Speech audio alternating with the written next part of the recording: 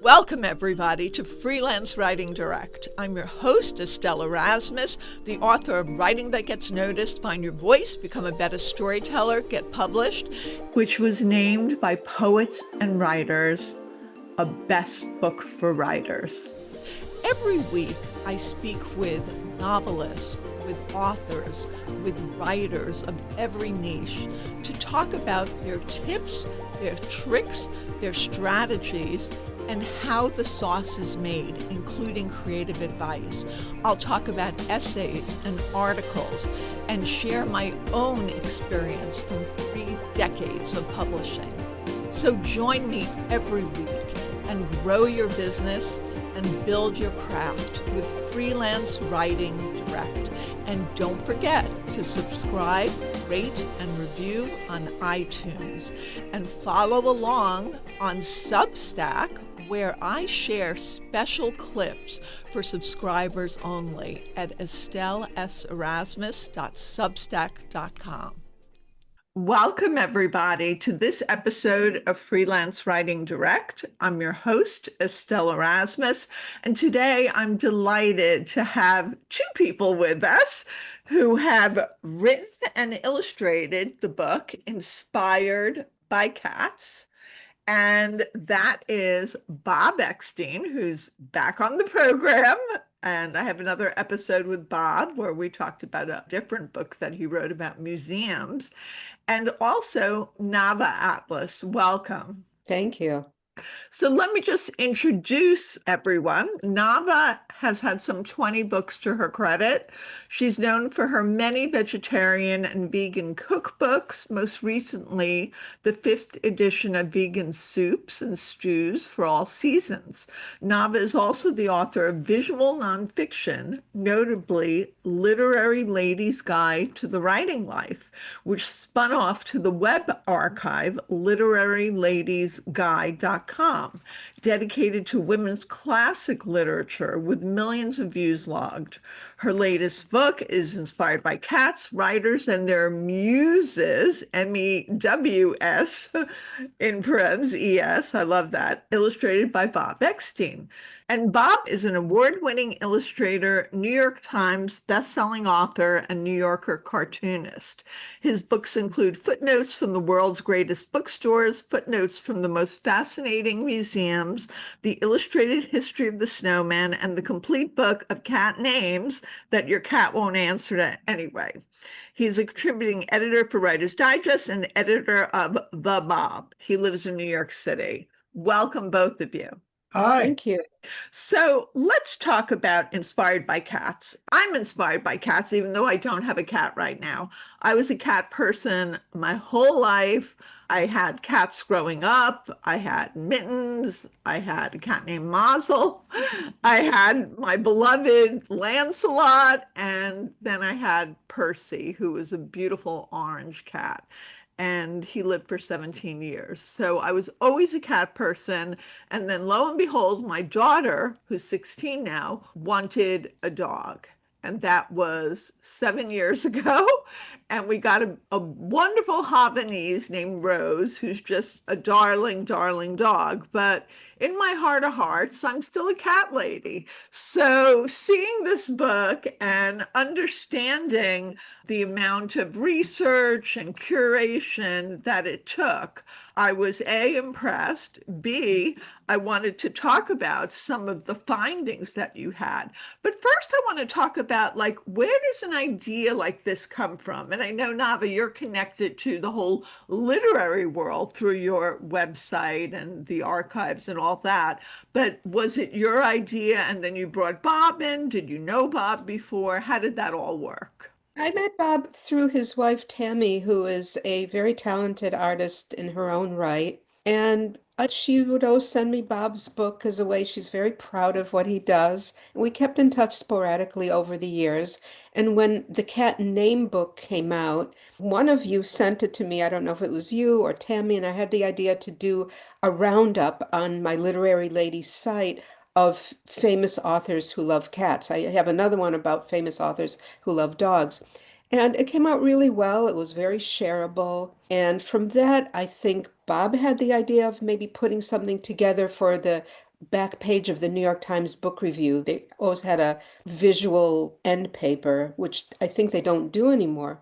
So Bob put together that proposal, pitched it, they ran it, got a lot of really nice response. And then from there, his editor said, "Why don't you expand this into a book proposal?" At first, I know what you were about to say is that our editor was thinking about which direction exactly to go in. Do we keep it to cats or we make it pets in general? But you actually learned that people really gravitate toward cats more than dogs, and that having both was kind of mixing audiences because cat people are cat people and dog people are dog people. Yes, and in fact, the publisher was the one who reminded us of that and saying, no, this really should be a book about cats. And I guess cat books really do sell well, but I didn't realize until very recently why that is. It's because cats are, other than the fur and the markings and sometimes the size, they're pretty similar to each other. But dog people, if they're going to buy a book about dogs, just think of how different a Chihuahua is from a Saint Bernard. They would want a book about the kind of breed they have. And there are so many, and they look so different. Whereas a cat book is really more universal. So I didn't realize that until the gift shop in my hometown told me that. I said, okay, so the publisher made a really good call on that. I was the person to push back because I was trying to encourage us to include other pets as well. Because I happen to know Raj Chaz, and her muse is a parrot. And then I had another friend whose inspiration was a pig. But as I was getting off the course, and Nava also, through her stories, I really learned that the cat is the ideal companion and that a dog is kind of distracting. The dog needs to be walked, you need to do other things. The dog wants to play, but the cat is really the ideal writing companion, especially for a lot of writers. We learned that they can get along great with humans. They prefer the company of cats. Dogs are wonderful, but they probably do need to be entertained a little bit more, whereas cats are there to keep you on task. Yeah. They're Yeah. very self-entertaining and they sit there and a lot of them stared at their authors or sat on their shoulders and made sure that they were working. And you'd have 60 writers that you cover in this book from all over history, alive, dead. I mean, I love seeing that Judy Blume is in there, one of my favorite authors of all time from childhood and so on. And in fact, she has a bookstore in Key West where also the Ernest Hemingway house is, which I've actually seen. And he had cats all over, and he's in the book as well. Yes, and in fact, I've been to the Hemingway house also. And Bob, I have to say, Bob was in charge of the living writers. He got most of them who he asked to be in our book. Some, for one reason or another, said no. Someone turned out to be dog people. But he knows everybody, and I don't know anybody. And he was able to interface with Judy Blume. Then I was able to interface not with her directly, but with her assistant for my next book about women writing dangerously. Of course, she's not only a best-selling author, so I was able to email them to get a quote for the book about banned and censored authors. So that was fun. And I was in charge of the deceased authors because that's my specialty. Now that's being a little modest because I just kind of made the introduction to live people. And from there, you did, in many cases, you got to know some of the people I got to know. And for instance, Mark Kurlansky is an example where you got a chance to interview him and other people as well. So I was just sort of a go between. And I've been lucky enough to know different people in the field. As a matter of fact, that's how I see we started working together. This is not our first rodeo, and we are now being very selective of what projects we want to take on. And one of the criteria is that we want to work with people we admire and we like and we enjoy their company. And so working together for this project, more than anything else, it was about us wanting to work with each other. And also, we wanted to share things about writers, great writers that people love, and show a side that people might not have known. We're sharing stories that are a little bit offbeat. So I feel like it's less about cats and more about getting to know your favorite writers and uncovering some things that would be a surprise. I want to talk about the collaboration a little bit, and I also want to talk about what surprised you. So, how did you split up, the details of the collaboration? I mean, obviously you did the illustration, Bob, but how did you work together? What was your process? Because a lot of people who listen to or watch the podcast are maybe interested in doing a collaboration project with another writer or an illustrator, and just working together, it poses its own set of challenges, even if you adore each other, which you obviously do. Yeah, we do at this point. But it could have gone either way. When we started the project, we had never worked with each other. I knew Bob a little bit, but I would say that by the end of the project, we became really good friends. Whereas I would say 2 or 3 decades ago, I did a collaboration on one of my cookbooks, and by the end of it, we were not speaking to each other, and we never have again. So you kind of never know. I'm also an illustrator and Bob is also a writer, but we decided for this project it's going to be clean down the middle. I was going to be the writer and he was going to be the illustrator, and I think that made it very clear cut. We had our roles. But of Yep. course, we interfaced and interacted. What do you think of this passage? What do you think of this sketch? And I think because we've both been working as working writers and working illustrators for so long, we were able to set our egos aside. The goal was this for this to be a really good project. And I think we were both diplomatic always, Yeah. but we also wanted unfiltered responses so that the book would be as good as it could be. I like my own writing, but I think the Nava's writing is better.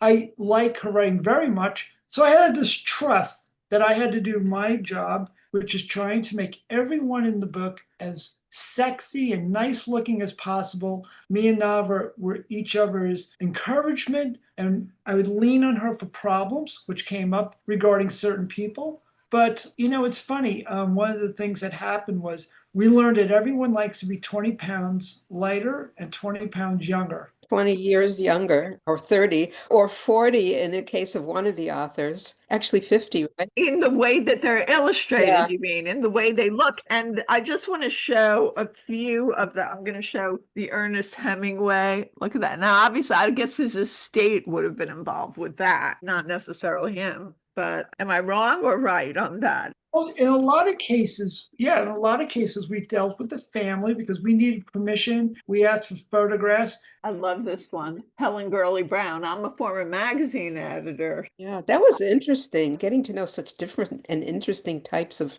writers and people. Bob, what you were saying about estates. Yeah, like for instance, the last one you showed, I had done a different painting. And in many cases, a lot of these illustrations were done 2 and 3 times over. And in that case, I went to the family and showed them what I had done. And it was based on a photograph that I made changes because nobody's supposed to be doing exactly how the photograph looks. You're supposed to do an interpretation, and it's supposed to be something unique for legal reasons as well as artistic reasons. We want things to look fresh. In that case, we showed it to the estate and they were delighted. Not only did we show it to them, there's a museum of her work and a school that has her archives.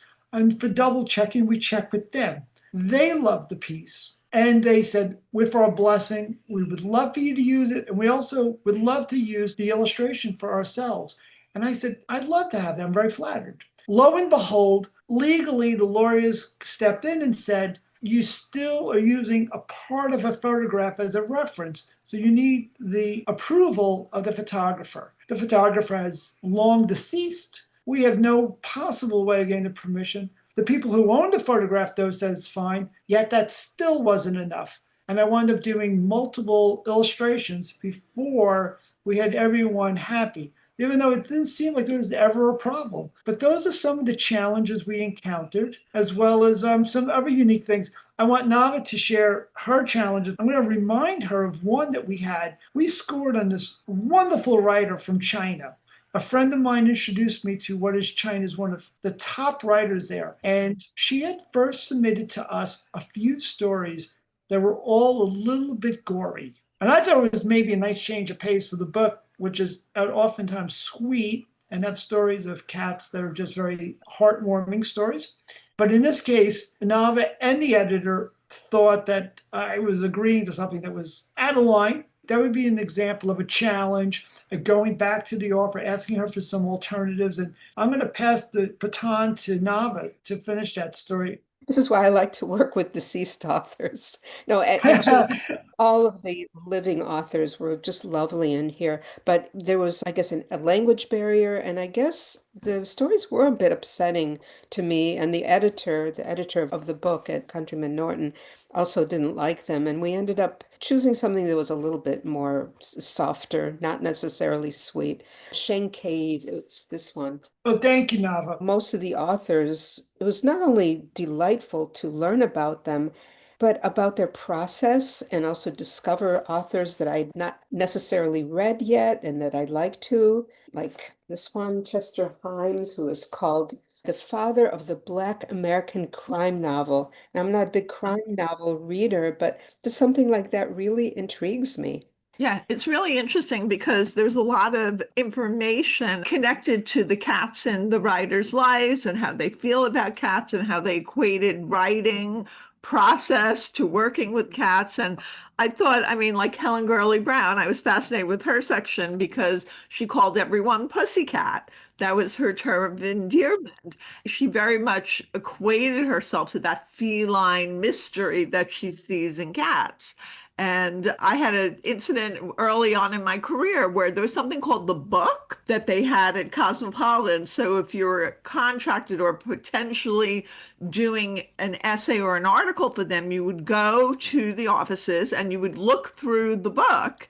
And then you would select something that was like something similar that you wanted to write on. And so I actually had that opportunity. My piece never ran because most of the pieces were killed, but I did once have an assignment from them. So very early in my career, and it was still very exciting to be able to go to the book. Well, obviously, it's very memorable for you because you still can tell that so vividly. I would say one of my challenges was that the stories had to fit onto one page, and I don't remember if it was 100 words or whatever now, but having to tell something really short and snappy in a limited amount of words was a really good exercise. It wasn't always easy, but it also made me realize how much we all kind of pad our own work. Sometimes short and snappy is good. You get the idea across right away. I agree. I teach micro memoir, and I think being able to put that in, especially have students who've been in Tiny Love Story, which is 100 words in the Oh, New yeah, I York love those. Times. It's wonderful. And so you really need to truncate the information. What surprised you finding out this great information? Like I found out Mark Twain had all these real unusual names for the cats in his life. And I found things that just about like some of my favorite authors, Charles Dickens. Actually, he had a deaf cat that was named Bob. Bob. And he'd forever be known as the master's cat. And when Bob died, Charles Dickens had his paw fashioned into a letter opener. And that was interesting because I know during Victorian times they would do things with hair and they would do things in lockets. But the fact that they also focused on preserving memories of animals and also the ivory and cat paw letter opener, which you say in the book, is on permanent display in the New York Public Library's Schwartzman Building, inscribed CD in memory of Bob, 1862. And it's like bits like that that are just sprinkled throughout the book. So, what surprised you about some of this information that you shared in the book with authors living or dead? I was going to say that that's what I was looking for in all of the stories, an element of surprise. So when I was looking for authors who had cats, and I probably eliminated as many as I ended up including because it was not enough for them to have a cute cat and the cat would sit there with them. There had to be something interesting or funny or really touching about it. I love the Hemingway story because he had a dynasty of cats in Cuba, and they had that dynasty of what they call polydactyl, six-toed cats in Key West, but he zeroed in on one super favorite that was almost like a son to him and sat with him at dinner and ate all kinds of fancy foods that cats usually turn their noses up at.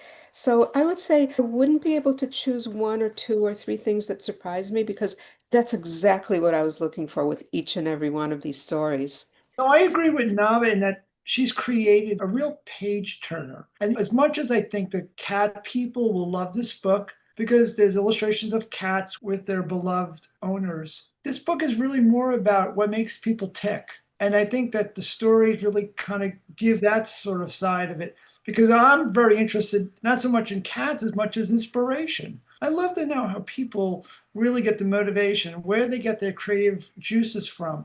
And I think that this book really does do a good job of uncovering how some of these writers were inspired, whether it's their pet or whatever it may be. I just think that inspiration is an important tool in your toolbox for a writer. And a lot of the writers, some of them, if you would ask young people today, they probably wouldn't even know them, like Shirley Jackson, The Lottery, right? That is of a certain generation. To her, cats were more than furry companions, they were spiritual familiars. And you write, the author of the eerie short story, The Lottery, did little to squelch rumors that she practiced witchcraft. Whether she truly considers herself a witch or just let her Vermont neighbors think she was is hard to say. You went on to talk about that, how she had a black cat as her companion, and she gave a place of honor to a black cat in her spooky masterpiece, We Have Always Lived in the Castle. And I thought that was really interesting because there are things that have fallen by the wayside with some of these authors that were once so famous. And so you bring it back that way. Yeah, Shirley Jackson is so underrated. Really was such a wonderful writer. I was going to say one of the things that you said spurred another thought is that I just feel like this book is filled with love, and that's something we really need more of in this world. And interestingly, I was going to say I have had cats. You mentioned about a lot of your cats. I haven't had quite as many, but I had my two college cats that I call, and then the family cat who has moved on to her next life. And now I am at a point in my life where I want to travel more before I get too tired to travel. So I don't want to have a cat right now, but I keep cats in my life. I'm a frequent visitor of the cat cafe in my town. They do a wonderful job in placing cats in homes and just seeing what cats do for people. There's just love going out and love being reciprocated, and we just need so much more of that these days. I agree. I miss my Percy, my orange guy. Now, but you have a really cool story about cat sitting while you're working on your next book. Yeah, so there's this wonderful service called trustedhousesitters.com.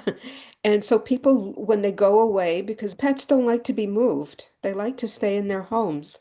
So this is a great service. It's great for the people who are pet parents.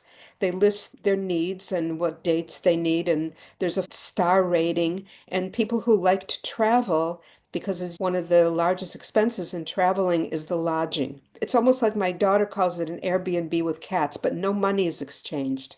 So my daughter and I actually got a chance to spend 2 weeks in Copenhagen this past summer while I was still working on my deadline with two cats. And cats sleep a lot in the afternoon. So we did our work in the morning and then we'd go have adventures in the afternoon and then come back to the cats. So in this way, we've been able to keep cats in our lives because they're really very important to us. So important. And how long did it take for you both to do this book? Was it a 6 month project, a year project, 2 years?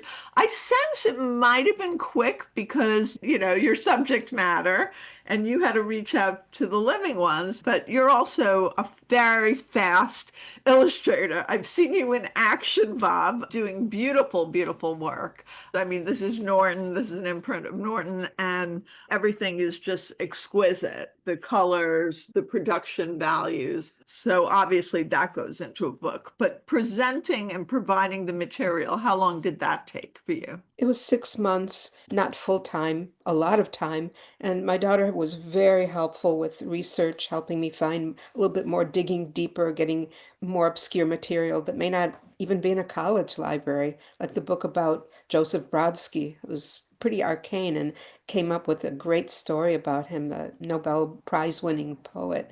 So, yeah, 6 months, within 6 months. Because it's all curation, right? It's curation and creation because you have to decide on the authors, the writers that you're going to include. And then you have to decide the mix of who's going to be in, who's going to be out, why they need to be in.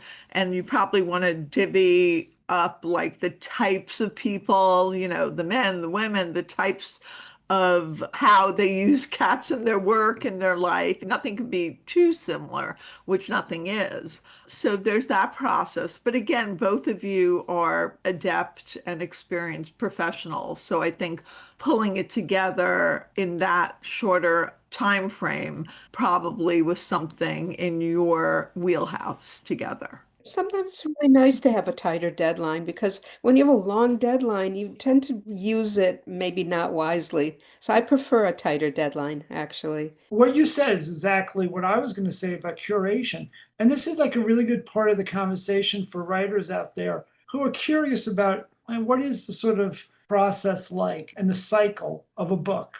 And truth be told, I think that the actual work part is just a portion. This decision making, the discussions about what to include and what not to include. We came back with notes to decide how to shorten things. There were people who were cut from the book. I had done over about a third at least of the illustrations. We did many illustration versions for different ones for different reasons. Sometimes the writers, again, maybe they didn't like the first rendition of them. Some, in fact, and this is really some inside baseball that I think is kind of fun, is to learn that some grew to love the illustration I did of them, initially hating it, and then coming back to me later saying how much they really were excited about the drawing. And that's because I think it's a little bit shocking for anyone to see themselves done in an illustration. It takes a little time to get used to that process. But me and Nava had to go back and forth about a lot of little things. She helped me with decisions on making changes to illustrations. And to make it clear that not everything goes smoothly, I didn't always take the criticism well. Sometimes I would get back criticism, maybe it was from the editor or Nava saying, I'm not sure this is your best, or maybe you can make this change. And at first I was wondering, and in the end, it always was good advice. And I'm very glad that I made the changes and did it over because in the end, I always thought that their suggestions made the improvement. And I was just too close to the work. Like I was working, and sometimes you get that way where you need to stand back. I find, even though I didn't do the writing in this book, that with my own writing, sometimes I have to sleep on it and just let it marinate. And then when I come back to it with fresh eyes, I see it in a different way and I find myself, oh, now I know what to do right. And the same is true with drawings. I would look back at some of the drawings and think, oh my goodness, so glad we didn't go to print yet. I'm doing this person over. But I never disliked doing it. I've always enjoyed doing the book. I consider it a privilege to ever have a published book. When a publisher has their confidence in giving you a contract, I don't take that lightly. I always feel like there are so many people out there who are trying to see their book realized. It is sort of a flattering thing that we get a chance to do such a book. I love that. And you also have this trust in your collaboration. I think that's so important when you go into a collaboration. You have to have good intent, right? Like you have to think the other person has good intent. Somebody said this to me a long time ago. If I think the other person doesn't have good intent, then I'm going to look for every little niggling thing. And I think it really makes sense with collaborations as well. With a collaboration, it starts with an understanding that it's a team effort. And some people are not willing to get in that dynamics. There has to be a certain level of trust. And with Bob and me, what I thought was really equivalent was our work ethic. We both are really hard workers. That's important to be aligned on that and the goal of having it out. And so, has anything interesting come out from the book being out now? Bob has been kind of out there a little bit more than me. We did two events together, and one I did on my own, and Bob has done a few on his own. But in the meantime, I am really in a deadline phase right now, so I haven't been able to get out quite as much. So, Bob, I'll pass that along to you. The stories I've been receiving are just been positive that people have enjoyed the book. But I can't say that someone is now starting a cat shelter or doing something that's unusual. Everything has been just a pleasant surprise in a non surprising way. I never take for granted that a book is going to get compliments, but I have been receiving compliments. The other thing that was the one surprise is I had this really fun book event in Chicago, and the store had made up all my books into cookies. They Oh, were wow. all printed out, and someone had decorated all these cookies. It was just a very sweet thing, pun intended, to do. I walk in the store and I see that they use my artwork for tote bags and for puzzles. And it's like, this is the moment. After all that hard work, this is the thanks and this moment that a writer feels some validation and you feel like you're really appreciated. And I was treated like royalty. And at this book event, it was a very large crowd. It made it all worth the while. It really was very touching. That's wonderful. And also, the book is so beautifully produced. I mentioned that before. It's really lovely. The colors, the print quality, everything about it is just really a beautiful book with beautiful information. So, what's next for each of you? I'm working on Women Writing Dangerously, which is an illustrated history of banned, censored, and silenced books by women writers, mostly in the English language, mostly American, some British. There's so many moving parts to this, and I have been working on this for now, including the proposal, 2.5 years. So it's a bit longer process.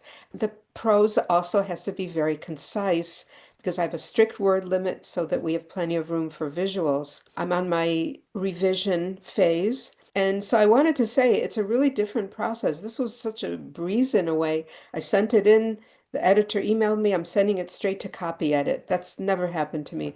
This one, I'm on a serious revision, restructuring parts of it. No, this should really go with this part should go with this part. It's a little bit more than what I'm used to, but again, it's a different experience and I'm really appreciating it and feeling like my young editor is some sort of genius. So this is going to be, I think, a really good book in the end. And even if this whole banning era comes to an end, this is still going to be relevant because there's still going to be all kinds of silencing. There's still going to be the history that we need to know. And I'm looking forward to having it finished and being able to talk about it and having it be out there. Fantastic. And how about you, Bob? I finished designing a game called Writer's Block. Oh, That's going to come out. It's being tested at this moment. It's in the testing stage. I joke with Nava that we were going to do our next project, a cat cookbook, but I'm genre jumping myself. I'm working on a book of fiction that's an illustrated novel, but I'm also doing this game. so a game like a board game or an online game? This is an actual physical game. It's a card game. It's supposed to be for writers in particular.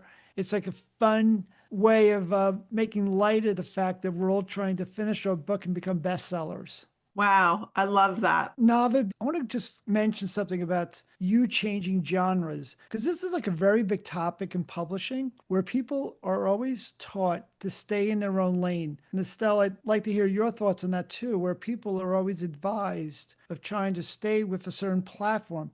And I think it's exciting that you switched over with our book away from cookbooks, and now you're really challenging yourself with a book that I think, of great importance. Oh, I've always been a genre jumper, and it's not such a good thing, but especially the vegan cookbook market has changed so much.